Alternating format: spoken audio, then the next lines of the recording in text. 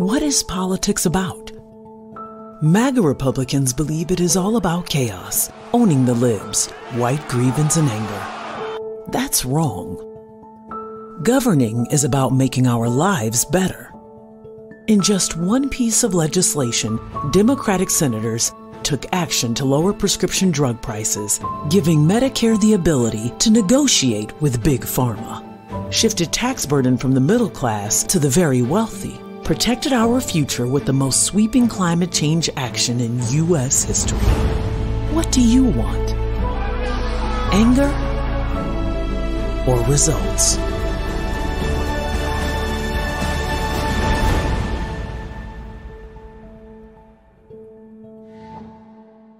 Tim, go ahead.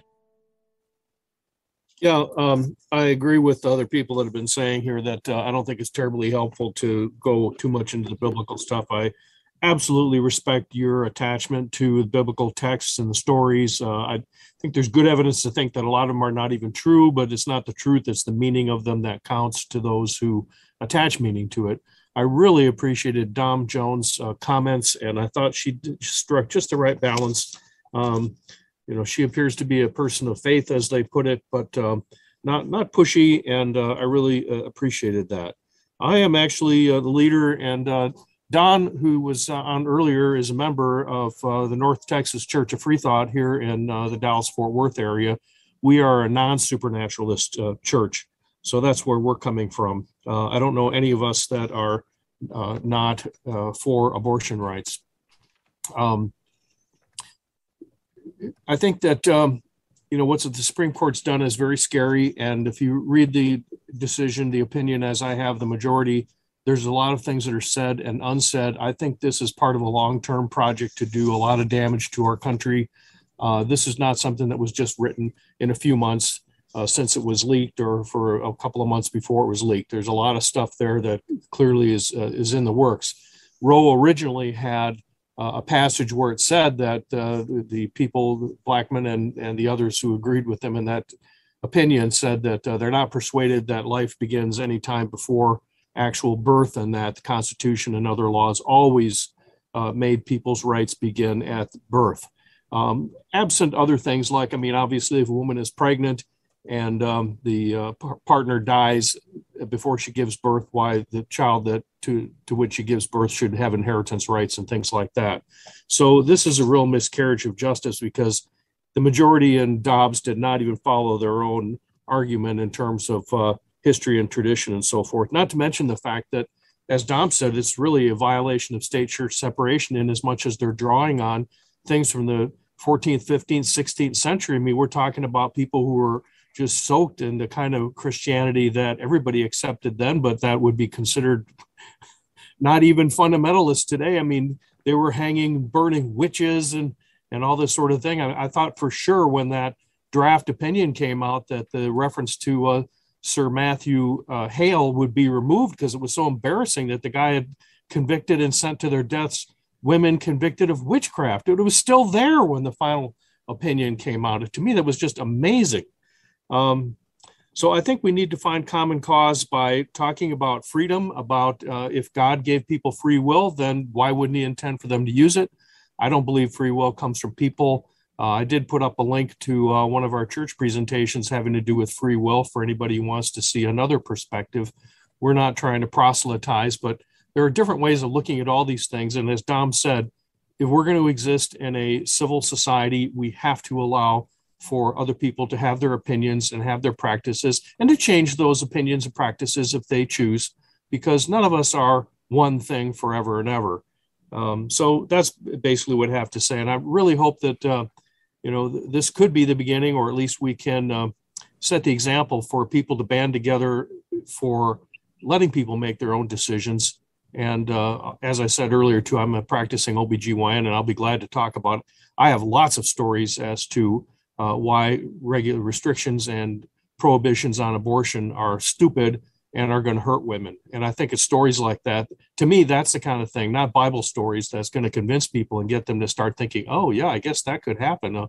That's not good. How are we going to change the law to accommodate that? And it will ultimately be the threads that when you start pulling on them will cause the whole anti-abortion prohibition from the moment of fertilization to fall apart. But it may take a long time. Dom, I was going to ask you too, really, you mentioned expanding the Supreme Court. Somebody else talked about that.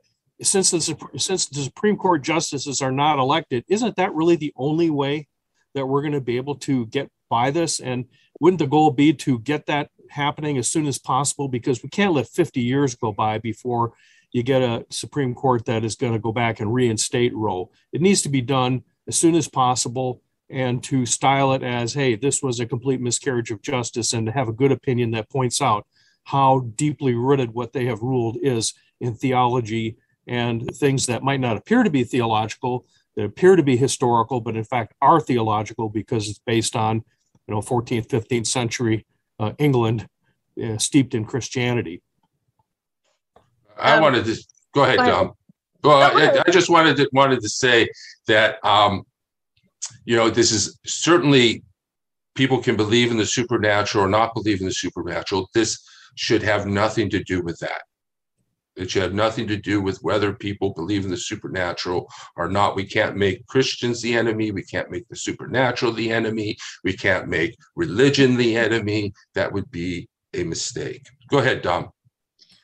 Richard, I agree with you. We can't make anyone the enemy. And Tim, thank you so much for your work, honestly, first off, as an OBGYN, because that is a very important work that you are doing. So I just want to thank you from the bottom of my heart, where you are in Texas, for what you are doing. It's valuable to women, and the way you are approaching it, you're not just clearly working with the women in the hospital in your office, but you're also in the background doing the good work and being on these kinds of discussions, which is so important. So thank you for that. And Richard's point is correct that, people are going to believe and have these ideas about their religion. They're going to be Christian, and it's going to influence the way they look at their politics. But here's the point that I really would hope that we can all take away from this, and maybe this can create something further in our hearts moving forward, is that, yes, let's say, for example, I am someone, this is hypothetical, I'm a Christian, I believe that these things are wrong, and I choose not to do it, and I choose to tell my friends and teach maybe my own children not to do it. That's my decision, and it influences my politics. That's fine. The discussion at hand here, and again, to Tim's point, and the Supreme Court and what they've chosen to do, is we are a nation of over 330 million people. And we're talking about Christianity and Catholicism, but there's so many other religions that we're not pinpointing, right? Buddhism, Hinduism, all kinds of other practices, New Age faiths and beliefs, everything under the sun. Here's the point. This is America. We are the great experiment. We are the great experiment of the world. Can we, of different shades and ethnicities and races, can we, of different principles, of different beliefs, and of different religious ideologies, coexist in unity? That is the question that is clashing us against one another today in the streets. That is the question that we are seeking to find the truth to. And as it relates to the Supreme Court, Tim, absolutely. We do, in fact, if we are going to balance things out, again, for freedoms for all, it's going to have to be a situation of packing the court, as salacious as that may sound right now in politics, to balance things out so that our democracy is not leaning in one way or another. And to Richard Procita's point, because I absolutely appreciate what Richard brought out with us, and it was needed to say, Richard, we want to make sure that we do not demonize conservatives. We do not demonize people who do believe heartily in Christ Jesus, and their take is abortion is evil. That's okay. This is the point, everyone. It's okay if someone thinks it's wrong. That's their prerogative. And it's okay if someone thinks it's not. We need to learn that we have limits, and we do not get to intercede into the space of one another's thoughts and tell each other how to live. And our government should not be doing that. Flat. That's all. I could not agree more. And I will just add that I think part of the problem is that there's really an asymmetry. The people who are so morally opposed, the anti-abortion zealots, they do not really appreciate the point of view that says, no, a fertilized egg is not a human being. I mean, look at Mississippi. I mean, that proposition they had on the ballot went down like 53 to 47. I mean, it was, not an overwhelming, but it certainly was a huge majority that voted that down. So obviously they gave that up and decided to push. They're going to do it through the Supreme Court because that's how you can get things done without having to win elections. But I think that for years and years and years that people have just had to listen to this fertilized eggs are people type stuff. And there's been just no pushback on the part of wiser heads because they were trusting that Roe would protect us. And I mean, that's reflected by the fact that the Democrats, when they had the chance, never codified Roe. They had almost 50 years to do it. And they just figured they were just, content and complacent in the idea that Roe was always going to be there. But we had people working behind the scenes to make sure that it was not going to be there. And now we find ourselves where we're at. And so now is the time we have to start pushing back and start calling people to account, especially, I think, some of these religious people that want to reduce humanity to chromosomes. And we see this with the LGBTs as well, with their hatred against those groups. They're trying to reduce people to chromosomes, genetics, protoplasm. I mean, how is that spiritual? I mean, if you've ever raised children, you know that, if you gave birth to an infant and took it into the pediatrician after a few weeks and said, hey, this kid does not seem to be developing, and they took a look and said, yeah, this kid's got a rare disorder, they're always going to be a newborn. You will always have to get up at 2 a.m. for feedings. How many people would be happy with that? How many people would not turn that kind of kid into an institution because it was never going to be a person? Fortunately, we don't have to deal with that. But these kinds of thought experiments, like the thought experiment of the violinist, the world famous violinist. Does everybody know about that? I mean, these are a lot of thought has gone into this whole question of abortion. And unfortunately, the public really doesn't know most of it. And the pro-lifers don't either. All they know is their abortion is murder. And one of the problems that I think is I'm not seeing any solutions other than to fight for democracy, because I think when we have a real democracy, and we have a flawed democracy now, that really reflects the will of the people, we'll be able to solve these problems. But we are in a bad way right now.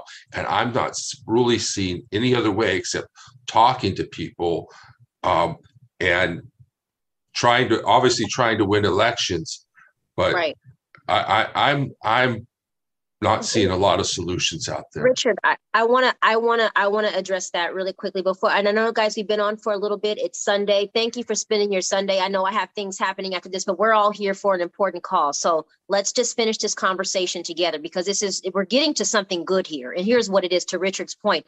I know, Richard, we can get despondent. We can feel like we're the solutions.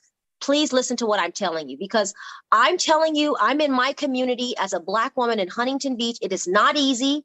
I have a business, and I work very hard to try to connect us and bring us together in unity across our own beliefs. I have people who attend my studio who may believe, abortion is, wrong, but they still come, they support, we all care about each other because we're human. So I want to say this, Richard, here is a solution. And I know it might seem like, oh, that's not good enough. We need to start somewhere. So this is what I'm going to say to you all. Right now, this discussion we are having is the beginning. Richard, what you have put together with Truth and Democracy Coalition is beautiful. And I honor you, my brother, in your fight that you are doing. I love you so much, Richard. What we are all doing right now, this is the beginning. That's one.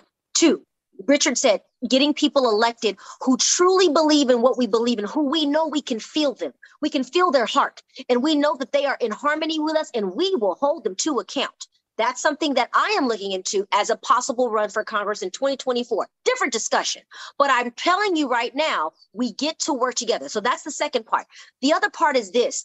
It's a movement. It's a movement, Richard. We are creating a movement. Movements change the world. Do you see what happened in Sri Lanka when they want their president to step down, and the way they all protested and galvanized around the presidential palace? I said, America knows nothing about protests. My word. I mean, it was a sea of human beings as far as the eye could see. They were saying, you're going to step down. We need to galvanize and build a movement. If we built a movement so strong, and don't believe we can't, because I believe in you and I certainly believe in me. I do not have my own children, and I am choosing to sacrifice that. You know why? Because I believe I'm built to serve. That's why. And I believe service is at the core of all of our purpose on this earth. Just like Tim being a doctor, just like all of you doing what you're doing in your life. Okay? So this is what I'm here to tell you right now. We are building a movement that will move forward in trusting that we as a collection of Americans can obtain some sort of harmony. And here's the thing. Religion, race, whatever your beliefs, abortion put aside. This is what we have to say. One message. You ready? Here it is. We all get to choose what we want to do with our lives. Each and every over 330 million of us. The government in power, Supreme Court, presidential, legislative, Congress does not get to tell us what we could do with our bodies. We put you up there in office. We want you to serve us all and do what we are asking you to do. But here's the deal. That far up, you will not tell everyone, and women especially, they can't do what they want with their body. That's what we demand. That's what we're asking. How do we get it done, Richard? A movement. Movement. Let me get Ken in here. Ken, go ahead. Well, there's only time for maybe one thing. I have several. But one thing is that litigation really has to be on the First and 13th Amendments of the Constitution, not only religious liberty, but also the 13th Amendment. The only difference between the two classes of disenfranchised people in 1787 was that the kidnapped people from Africa, they were held in kind of slavery by title. What they're doing now is not quite that, because you still can't rent or lease a woman and sell her. But they do want the right of possession by state legislation and federal too. So they, being possessed as an object, the right of possession is pretty much the right to do with your possessed object, whatever the hell you want to do with it. That's women and girls from the start of puberty to deep into or the end of menopause when they age out of being reproductive. So that's the 13th Amendment, involved slave labor in the uterine field, not to raise new crops of cotton, but new crops of babies. You can't do that. You can do it to sheep and cattle and so forth, not to human cattle. That's the contradiction in terms. So that's where litigation has to go. Wonderful. Thank you. Thank you, Ken. Let me get somebody who hasn't spoke yet. Eugene, go ahead. Okay, well, we're trying to do it from a different avenue. We are making movies. We started a whole new studio called Made to Order Movies. And what we do is we make movies that are solution films, a whole new genre. And we'll never run out of material because there's too many problems to be solved. But we say it's more than a movie. And like Dom said, it's more than a movie. It's a movement. And it's not just a national movement. It's an international movement. So our studio is international. We have no borders and no walls. And we specialize in solution films. Thank you. Thank you very much. Okay. Okay, Jeffrey, you're the last one. You get to say what you want to say there. Let's close out with the democracide idea. I wanted to close out with it. So you use the hashtag stop democracide to get the message around. Okay. Thank you. And don't forget, if you want to join the move, take part in the organization. The links in the chat box. Thank you. I want to apologize for going over. I spent too much time on the first part of my speech, and I didn't really time it very well. I've been on vacation and putting it together here. But I want to thank everybody for coming, and we'll keep in touch, and we'll send out some actions and other things. Watch the hearings, talk to people about the hearings. I really think that democracy and building a pro-democracy movement is the only way to stop this assault on our rights. And I really believe that this is only the first few attacks on our rights that are coming. So we really need to build this movement together, understand the other side so that we can speak to them. And thank you, Dom, for coming too. All right. Thank you, everybody. Keep it up. This is great work. We're doing it, guys. Keep going. Thank you. Bye now. Bye. Bye. Bye. For the last few years, I've had this sense that everything I learned as a kid about how America's government works is completely wrong. But I had no idea how bad things actually were until I saw this one graph. Researchers at Princeton University looked at more than 20 years worth of data to answer a pretty simple question. Does the government represent the people? Now, this is what they found. This axis here represents public support for any given idea. On the left at 0% are ideas that not a single American wants. On the right at 100% are ideas that everyone supports. This axis represents the likelihood of Congress passing a law that reflects any of these ideas, from a 0 to a 100% chance. On this graph, an ideal republic would look like this. If 50% of the public supports an idea, there's a 50% chance of it becoming law. If 80% of us support something, there's an 80% chance. You get the idea. Now, most Americans would probably agree that, with a few exceptions, we should be as close to this ideal as possible. Unfortunately, the way America actually works doesn't even come close. Take an idea that nobody supports, literally nobody, and it has about a 30% chance of becoming federal law. Now, take an incredibly popular idea, the most popular idea this country has ever seen, and there's also about a 30% chance of it becoming law. This means that the number of American voters for or against any idea has no impact on the likelihood that Congress will make it law. Put another way, and I'm just going to quote the Princeton study directly here, the preferences of the average American appear to have only a minuscule, near zero, statistically non-significant impact upon public policy. So if you've ever felt like your opinion doesn't matter and that the government doesn't really care what you think, well, you're right. But there's a catch. This flat line only accounts for the bottom 90% of income earners in America. Economic elites, business interests, people who can afford lobbyists, they get their own line. Look at how much closer their line is to the ideal. When they want something, the government is much more likely to do it. And when they don't, they have the power to completely block it from happening, no matter how much the rest of the country supports it. They get what they want, and guess who ends up paying for it? We pay for it with the most expensive healthcare in the world. We pay for it with a tax code that's a complete mess. We pay for it with internet that's slower and more expensive, with wasteful spending, a floundering education system, a catastrophic drug war, and 1 in 5 American children born into poverty. Almost every major issue we face as a nation can be traced back to this graph. How does this happen? Well, just follow the money. Right now, it's perfectly legal to buy political influence in America. Here's how it works. Let's say a big bank wants a law that would force taxpayers to bail them out again if they repeat the exact same reckless behavior that crashed the global economy in 2008. Not exactly the most popular idea with the public, and Congress knows that. That should be the end of it. But that's where the money comes in.